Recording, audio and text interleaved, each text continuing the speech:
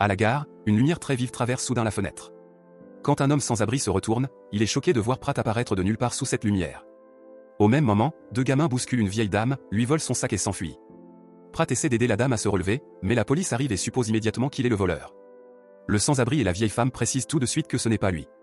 Une agente demande à Pratt s'il voyage, et il explique qu'il vient d'arriver et qu'il a fini de voyager pour l'instant. Lorsqu'elle lui demande où sont ses bagages et son billet, Pro répond qu'il n'a pas besoin de bagages et qu'il n'est pas venu en train. Ensuite, la policière lui demande d'enlever ses lunettes de soleil, mais il refuse parce que cette planète est beaucoup trop lumineuse. Ces réponses étranges poussent les policiers à l'arrêter. Il demande aussi aux sans-abri par quelle sortie Pro est arrivé, et l'homme leur dit qu'il n'est sorti d'aucune porte. Un mois plus tard, à l'Institut psychiatrique de Manhattan, le docteur Mark mène une séance avec Ernie, un homme terrifié à l'idée de sortir à cause des microbes mortels. Ernie ne retire son masque que lorsque Mark ferme la fenêtre et se plaint sans cesse que les microbes sont partout, même dans la nourriture de la cafétéria. Peu après, un nouveau patient arrive d'un autre hôpital. Mark se rend au laboratoire et observe Pro un instant avant que les médecins ne lui expliquent la situation. La police a envoyé Pro à l'hôpital, suspectant une intoxication hallucinogène, mais tous ses tests sont revenus négatifs. Aucun signe de maladie ni de commotion. On lui a diagnostiqué une amnésie et des délires, car il affirme venir d'une autre planète. Les médecins l'ont fortement médicamenté, mais son comportement n'a pas changé, ce qui surprend Mark. Ils n'ont trouvé aucune pièce d'identité sur lui, et aucune déclaration de disparition ne correspond à sa description, bien qu'ils aient trouvé dans sa poche des feuilles couvertes de symboles étranges. On conduit ensuite Pratt dans le bureau de Mark, et il commente les expressions que Mark utilise pour parler. Il prend aussi une pomme rouge dans un bol en disant que c'est son fruit préféré. Pratt sait que tout le monde le croit fou, mais il jure que ce n'est pas le cas.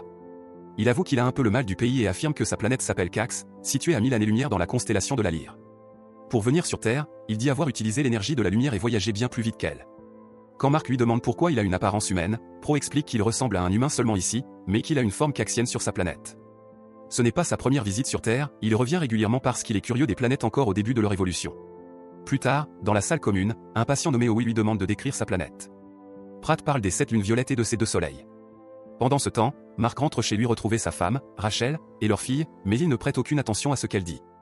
Le lendemain, Mark montre à ses collègues un enregistrement de sa conversation avec Pro.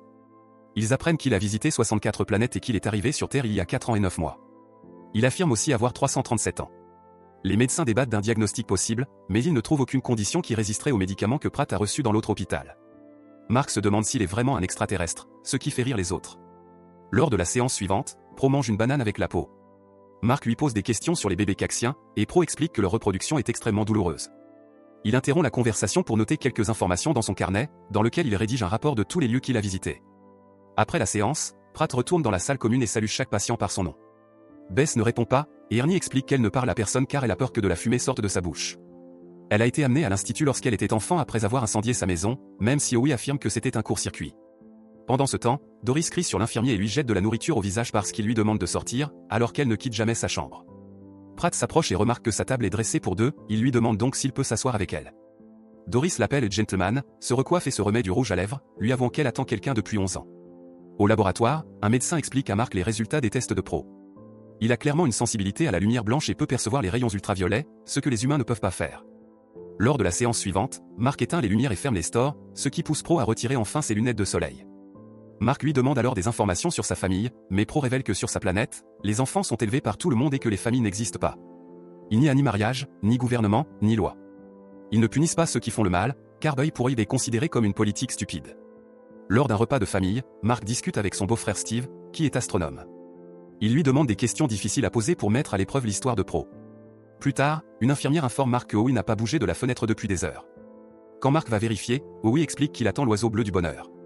Il dit que Pro lui a demandé de faire cela comme première des 3 tâches. S'il réussit ces 3 tâches, il sera guéri. Mark regarde alors par la fenêtre et reste stupéfait en voyant que Pro a réussi à emmener Ernie dans le jardin. Il se précipite dehors et réprimande Pro pour s'être mêlé du traitement des autres patients, en rappelant que Pro est le patient et lui, le médecin. Pratt se demande alors pourquoi Mark n'a encore guéri personne et lui tend des feuilles contenant toutes les réponses aux questions d'astronomie. Quand Steve reçoit les réponses, il est choqué de voir que Pro connaît des choses qu'un simple amateur équipé d'un télescope ne pourrait pas savoir.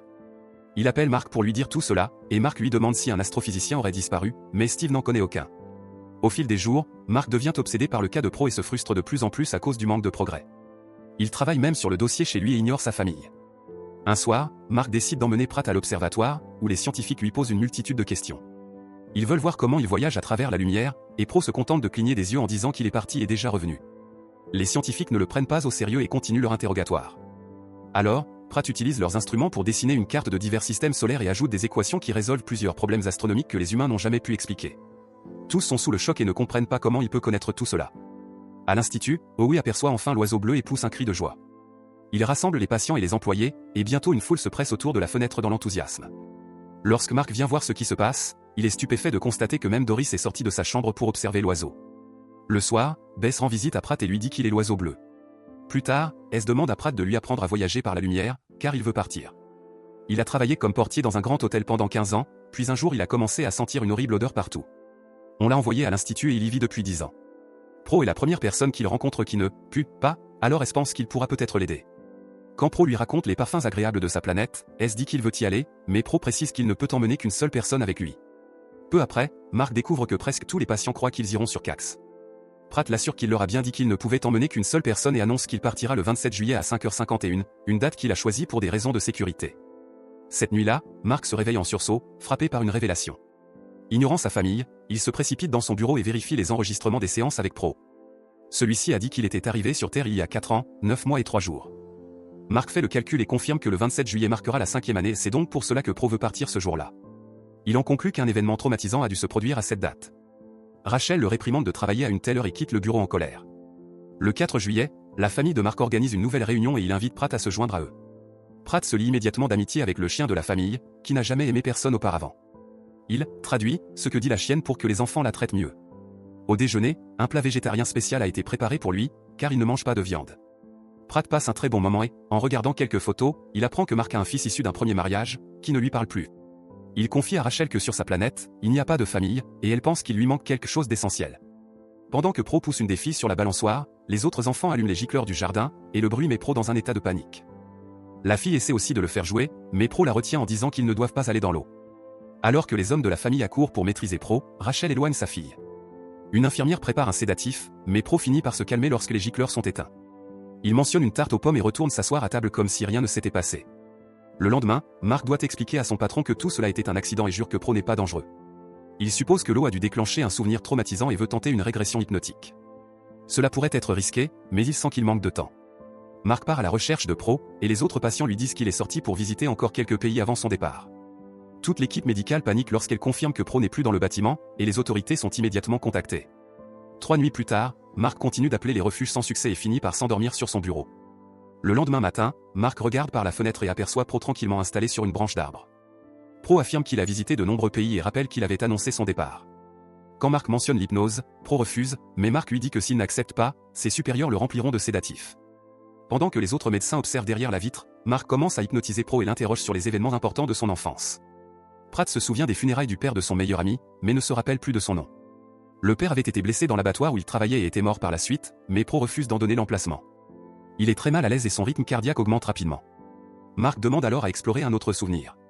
Pro raconte qu'il observait souvent les étoiles avec son meilleur ami, à l'aide du télescope de son père, et il insiste toujours sur le fait qu'il est un extraterrestre.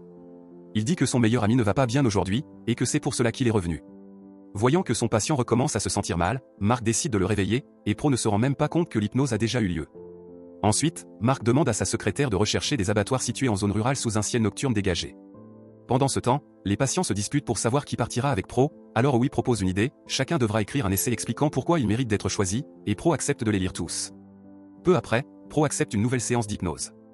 Il pense être avec son meilleur ami en 1985, mais refuse toujours de dire son nom, alors Mark décide de l'appeler Pet.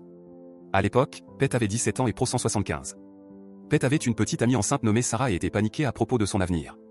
Pro commence à se sentir de nouveau mal à l'aise, alors Mark lui demande un autre souvenir. En 1991, Pratt était revenu voir Pet, qui travaillait désormais dans l'abattoir et avait épousé Sarah. Un peu plus tard, Mark est appelé à l'infirmerie parce que Howie a tenté d'étrangler Ernie dans son sommeil. Mark est inquiet, mais Ernie le rassure, il va bien, et dit même que c'était une expérience incroyable. Pendant que Howie l'étranglait, Ernie a cessé de respirer, alors Howie l'a emmené en urgence à l'infirmerie et lui a sauvé la vie.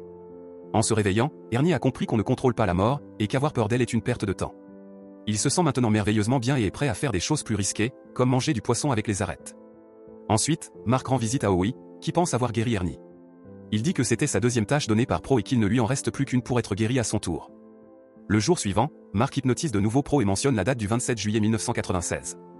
Pro répond qu'il se trouve sur Cax, mais qu'il sent que quelque chose ne va pas avec Pet, alors il se rend immédiatement sur Terre. Il trouve Pete en train de sauter dans la rivière pour mettre fin à ses jours après quelque chose d'horrible qui s'est produit, mais Pro refuse de dire quoi. Ces signes vitaux s'affolent, mais Mark refuse de le réveiller car il veut des réponses. Soudain, Pratt repousse Mark et s'effondre à genoux, pris d'une violente crise.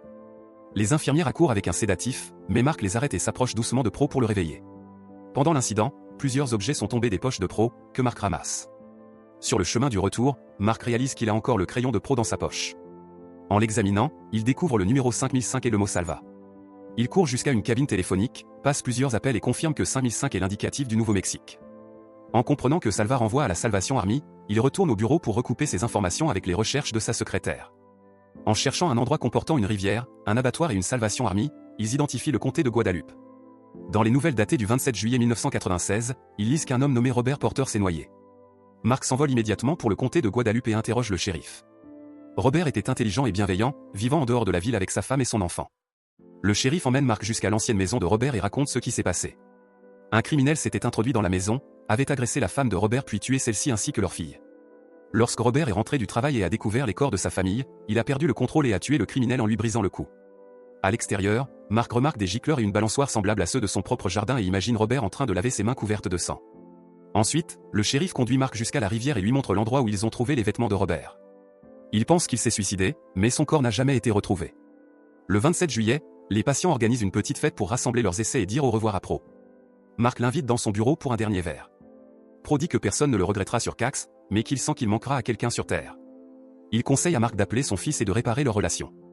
Mark lui montre alors un album de fin d'études avec une photo de Robert Porter, prouvant qu'ils se ressemblent parfaitement. Quand Mark affirme qu'ils sont la même personne, Pro nie et lui demande de prendre soin de Robert après son départ. Ensuite, Pro rejoint la fête. S veut savoir qui est l'élu, et Pro répond qu'ils auront des points bonus s'ils vont tôt se coucher. Tout le monde se précipite vers sa chambre. En partant, Bess laisse tomber son essai froissé sur la table. Howie reste pour demander sa dernière tâche, et Pro lui dit de rester ici et d'être prêt à tout. Puis Howie lui remet les essais avant d'aller lui aussi se coucher, et Pro ajoute la feuille abandonnée de Bess à la pile. Pendant ce temps, Rachel rend visite à Mark et lui apporte à manger. Il lui en est reconnaissant et tente d'être un meilleur mari. Au milieu de la nuit, des lumières vacillent au-dessus de la ville. Quelques heures plus tard, Mark se réveille en sursaut, il a trop dormi et il est presque 5h51. En descendant les escaliers, il remarque que le soleil se lève lentement et comprend que Pro a choisi le lever du soleil comme moment de départ. Dans sa chambre, Pratt enlève ses lunettes et fixe la fenêtre. L'infirmière de garde remarque qu'il bouge, mais à ce moment-là, les caméras de sécurité cessent de fonctionner. Quand Mark arrive dans la chambre, Pro a disparu. En regardant de plus près, il aperçoit son corps inconscient sous le lit. Les infirmières l'emmènent sur une civière, et les autres patients sont troublés car ils ne le voient plus comme Pro. Ernie dit que Pro est parti, et soudain tout le groupe réalise que Bess a disparu. Il court jusqu'à sa chambre et trouve son essai posé sur le lit. Howie le lit et confirme qu'elle était l'élu, la dernière page porte la phrase « Je n'ai pas de maison ». Les jours passent, et Mark continue de s'occuper du corps catatonique de Robert, car Pro le lui avait demandé. Robert est en vie, mais il ne bouge pas et ne parle pas. Il s'avère que Pro était un extraterrestre qui avait utilisé le corps de son meilleur ami après son suicide pour venir sur Terre. La personnalité de Robert n'est réapparue que lorsque les traumatismes ont été réactivés par les gicleurs et l'hypnose. Pro avait dit qu'il ne pouvait emmener qu'une seule personne sur Cax parce qu'il avait besoin d'un nouveau corps. Mark raconte à Robert que tous les patients vont mieux grâce à lui et lui apprend que Bess n'a jamais été retrouvée. Après le travail, Mark se rend à la gare et trouve enfin le courage de renouer avec son fils.